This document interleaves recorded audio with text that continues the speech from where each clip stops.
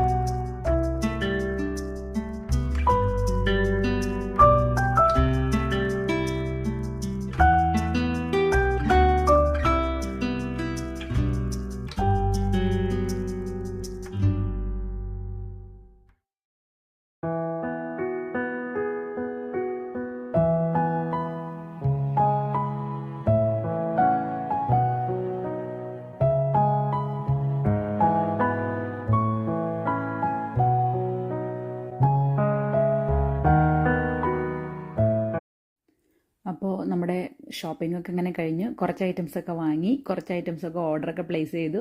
ഞങ്ങൾ ഹാപ്പി ആയിട്ട് മടങ്ങി.